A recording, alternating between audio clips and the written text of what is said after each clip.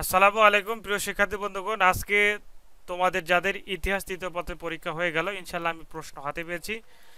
ইনশাল্লাহ আমার সাজেশন থেকে 100% প্রশ্ন কমন আসে। তোমাদেরকে আমি প্রশ্নের রিভিউগুলো দেখিয়ে দিচ্ছি। তো এটি হচ্ছে ইতিহাস তৃতীয় পত্রের ক বিভাগের প্রথম পৃষ্ঠার যে 12টি প্রশ্ন, 12টির মধ্যে থেকে 11টি প্রশ্ন কমন আসছে।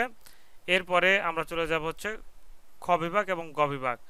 খ বিভাগের টোটাল 8টির মধ্যে থেকে 5টি প্রশ্ন কমন আসছে এবং গ বিভাগেরও 8টির মধ্যে থেকে 5টি প্রশ্ন কমন আসছে।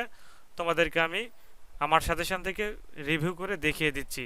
তো অবশ্যই তোমাদের পরবর্তী সাবজেক্টের সাজেশন রেডি হয়েছে, চাইলে তোমরা স্ক্রিনে দেখানো হোয়াটসঅ্যাপ নাম্বারে যোগাযোগ করে অল্প পারিশ্রমিকের বিনিময়ে তোমরা তোমাদের পরবর্তী সাজেশনগুলো সংগ্রহ করে নিতে পারো। তাবাকাত ই নাসারি গ্রন্থের লেখকে এটা কমন আসে। এরপরে লক্ষণ সেনের রাজধানী কোথায় ছিল, এটা কমন আসে। এরপরে ফখরুদ্দিন মোবারক শাহ কে ছিলেন, এটা কমন আসে।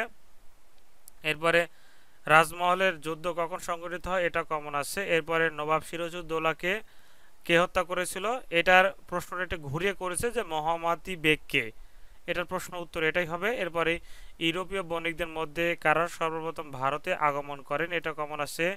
এরপরে সুফিবাদের উৎস কি, এটা কমন আসে। এরপরে বক্সারের যুদ্ধে লিপ্ত পক্ষধর কারা, এটা কমন আসে। এরপরে পলাশীর কোন নদীর তীরে বা পলাশী কোথায় অবস্থিত, এটা কমন আসে। শুধুমাত্র ইংরেজিতে যে প্রশ্ন একটা আসছিল সেটা শুধুমাত্র কমন আসেনি, অর্থাৎ 12টার মধ্যে থেকে কিন্তু 11টাই কমন আসছে। এরপরে খ বিভাগের যে 8টি প্রশ্ন থাকছিল তোমাদের প্রশ্নের পরীক্ষায়, সেখান থেকে কিন্তু 5টি প্রশ্ন কমন আসছে। যেমন মধ্যযুগের বাংলা ইতিহাসের উৎসগুলো বিবরণ দাও। এরপরে বখতিয়ার খলজির বাংলা বিজয়ের কারণ কি ছিল।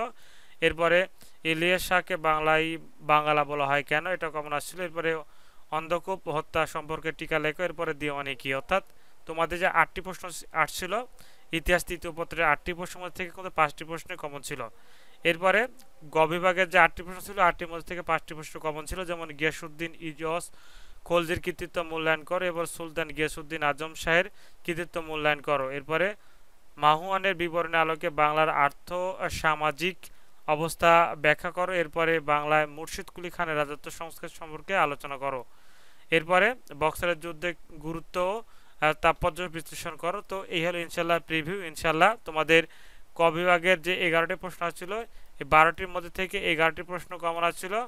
খ বিভাগের 8টির মধ্যে থেকে 5টি প্রশ্ন কমন এবং গ বিভাগের 8টির মধ্যে থেকে 5টি প্রশ্ন কমন। এক কথায় 100% সাজেশন থেকে, আমার সাজেশন থেকে 100% প্রশ্ন কমন আছে। তোমাদের পরবর্তী সাবজেক্টের সাজেশন কিন্তু রেডি হয়েছে। স্ক্রিনে দেখানো হোয়াটসঅ্যাপ নাম্বারে যোগাযোগ করে অল্প পারিশ্রমিক বিনিময়ে তোমরা সাজেশনগুলো সংগ্রহ করে নিতে পারো। ধন্যবাদ। আসসালামু আলাইকুম।